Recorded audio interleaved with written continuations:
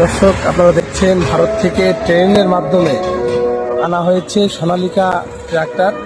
আপনারা দেখেন কিন্তু ট্রেন থেকে পর্যায়ক্রমে এক এক করে নামছে। এই যে সোনালিকা ট্রাক্টরগুলো সবই কিন্তু ভারত থেকেই প্রবেশ করেছে। মাত্র বাংলাদেশের স্থলবন্দরে এই ট্রেন বেরিয়ে কিন্তু এখান থেকে এই ট্রাক্টরগুলো লাগানো হচ্ছে এক এক করে। আপনারা দেখেন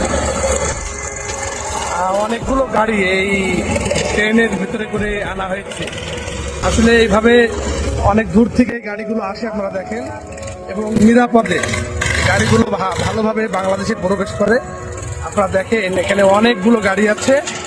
এই গাড়িগুলো কিন্তু সবই এইভাবে আনা হয়েছে ভারত থেকে এই ট্রেনের মাধ্যমে। এই যে ট্রেনটা আপনারা দেখছেন, এটা ভারতীয় ট্রেন।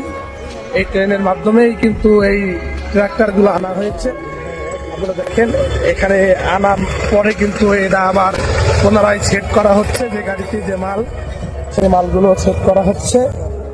আপনারা দেখেন এই সবই কিন্তু এই সোনালিকা ট্রাক্টরগুলো সবই কিন্তু এই ট্রেনের মাধ্যমে ভারত থেকে বাংলাদেশে প্রবেশ করেছে।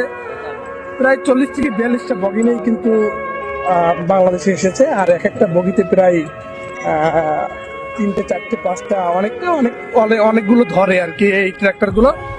দর্শক, আপনারা এই ট্রাক্টরের ভিডিওটি আপনারা কোথা থেকে দেখছেন অবশ্যই কমেন্টে জানাবেন। আর ভিডিওটি ভালো লাগলে অবশ্যই লাইক ও কমেন্ট শেয়ার দিয়ে পাশেই থাকবেন। এই সবই ভারত থেকে এসেছে এই ট্রেনের মাধ্যমে, ভারতীয় ট্রেনের মাধ্যমে।